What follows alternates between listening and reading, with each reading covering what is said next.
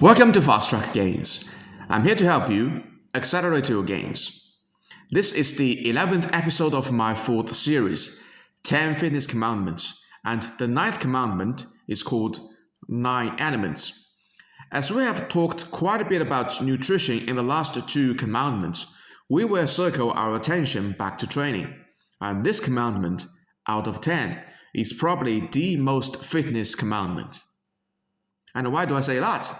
Because fitness is not straightforward and simple as you think. We have gymnasts, Olympic weightlifters, powerlifters, strongmen, sprinters, bodybuilders, Tour de France cyclists, and many more athletes. They're all brilliant athletes and incredibly fit in their own field. So, obviously, there's much more to fitness than just building muscle and getting jacked. That is only one element out of many elements. In fact, there are 9 different elements of fitness. And while fitness culture has always been heavily influenced by bodybuilding, it is necessary for anyone that is truly into fitness to know the whole spectrum of fitness, understand the differences between each element, the training method for each element, and apply the knowledge to their training to get the best results. But before I talk about the 9 elements, please like this video and subscribe to this channel. It takes less than a second, costs you nothing, and will help me a great deal in delivering the most efficient muscle building knowledge to the whole world. Really appreciate your support. Now, back to my video. What are these 9 fitness elements exactly?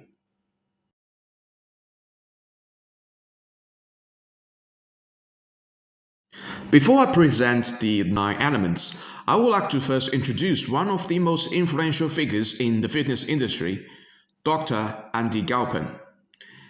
Now, there are many influential fitness professionals, Dr. Mike Israetel, Dr. Lane Norton, Dr. Brad Schoenfield, Dr. Eric Helms, Dr. Milo Wolf. They all hold doctorate degrees, but their focused field has always been muscle hypertrophy. And as a result, they usually do not cover many other elements of fitness. In comparison, what really sets Dr. Andy Galpin apart is his total coverage of the entire fitness sphere. Not only well-versed in muscle hypertrophy, his extensive coaching experience on elite athletes from different sports and celebrities from different industries has enabled him to look at fitness from 360-degree angle instead of from only the fixed hypertrophy angle. And that is something missing in the mainstream fitness culture. As I'm recording this video now, Dr. Andy Galpin has his own podcast called Perform on his own YouTube channel, and it is one of the best true fitness channels as opposed to all the other hypertrophy-only fitness channels. However, prior to the launch of his own podcast, Dr. Andy Galpin has been invited to do a 6-episode guest series on Andrew Huberman's YouTube channel. This series is arguably the best fitness overview on the whole internet, and where I have learned that there are actually 9 physiological adaptations induced from different exercises.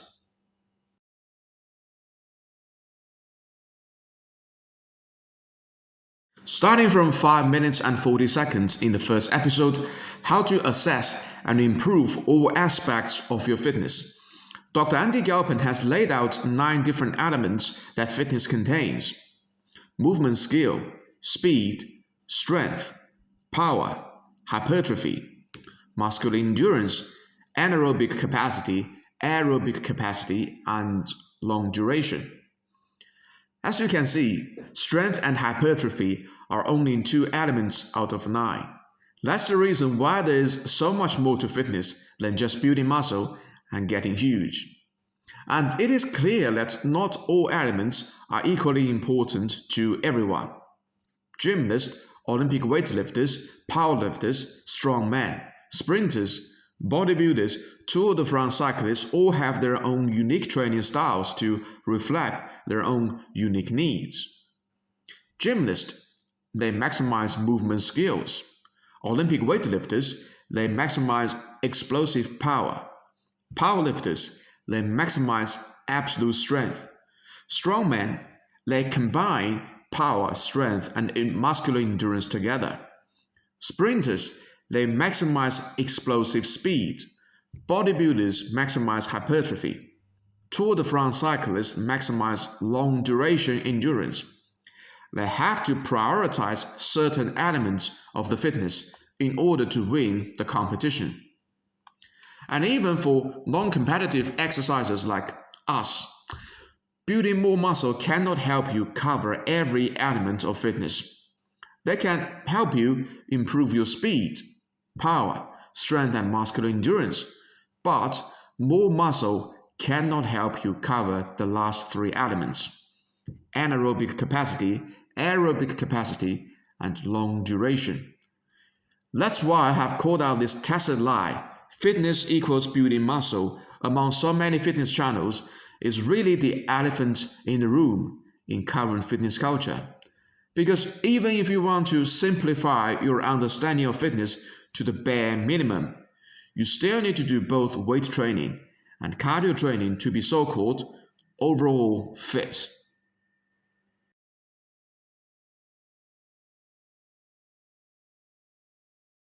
Since the inception of 10 Fitness Commandments in November 2023, I kept learning new knowledge and perfecting my own system in last year and a half. As not all 9 elements of fitness are compatible with each other, you must make rational trade-offs among different elements. And while I don't like the hypertrophy-only focused default setting of the current fitness culture, there's no denying that hypertrophy is arguably the most desirable element everyone is after. So, in the upgrade, I will talk about how you can best use other fitness elements to feed into hypertrophy. Movement skills. The importance of this element is universal across all other elements, but it has a very specific meaning only in hypertrophy context. Mind-muscle connection. Whether you have the ability to direct your attention to the target muscle will influence how much stimulus the target muscle is going to receive. Mind-muscle connection is a trained skill, and it is highly important to certain muscle areas like your back muscles. Speed. This element does not directly feed into hypertrophy, and pure speed training may reduce your hypertrophy training capacity or even get you injured. So unless you're a sprinter who has to maximize your speed, there's no particular reason to do pure speed training for hypertrophy purposes. Power. As power is strength times speed, and power training is generally very low reps, power training will benefit strength training more. And because speed is a very important factor in many sports, power training is critical for a lot of athletes like basketball players, soccer players, and rugby players. But because the loading parameter and the volume parameter are all not enough for hypertrophy, power training is generally not a good idea to feed into hypertrophy. Strength. This is the element that has the most overlapping with hypertrophy, to the point that, as I've mentioned in my previous episode, free weights versus cables versus machines, sports training and beginner hypertrophy. If you're a beginner hypertrophy trainee, you can basically train like a strength athlete. However, the relative importance of strength on hypertrophy will gradually decrease as you progress and give way to other factors. And that is something important that many people need to realize if their goal is to get jacked instead of being super strong. These two are different adaptations. Muscular endurance. This element may not be as impressive as strength, but it may contribute no less to hypertrophy than strength. The traditional hypertrophy range, 8 to 12 or even 15 reps, already has a light overlap with muscular endurance. And there's always a seat for sets of more than 20 reps in hypertrophy training, which falls under muscular endurance. And if you push this element to extreme, you have calisthenics athletes that bang out reps after reps only with their body weight, and some of them are really muscular. In fact, I would even argue that the more advanced you are in hypertrophy, the more important muscular endurance will become, because higher reps are a more efficient way to drive up volume than higher strength. And the tipping point where muscular endurance overtakes strength in terms of contribution to hypertrophy is probably somewhere close to the generic ceiling height. So, if you're somebody that plateaus at the generic ceiling height, changing from strength driven mindset to muscular endurance driven mindset may very well help you break the plateau. Anaerobic capacity. The classic example of this element, high intensity interval training. Though it can mildly contribute to hypertrophy if used sparingly, comes with many drawbacks. Number one, it creates tremendous amount of fatigue. Number two, it hampers your weight training capacity. Number three, unless you are a professional high-performance athlete, you simply lack the ability to reach your anaerobic capacity. So, to most people, using anaerobic capacity training to feed into hypertrophy is not a reliable way. Aerobic capacity. The biomarker of this element, VO2 max, according to Dr. Peter Attia, is the single most important biomarker to determine your longevity. However, while VO2 max is the single most important biomarker, direct aerobic capacity training faces pretty much the same issues as anaerobic capacity training, albeit to a lesser degree. So, again, to most people, using aerobic capacity training to feed into hypertrophy is not a reliable way. Long duration. This element represents the most quintessential medium intensity steady state cardio that most people associate cardio training with. Treadmills, bikes, rowers, ellipticals, they all fall under this long duration training category. As boring as it may be, long duration training is the most reliable way for most people to increase their cardiovascular fitness. And as I've mentioned in my previous episode, the golden key to enhance recovery. High cardiovascular fitness plays a key role in your hypertrophy training recovery process.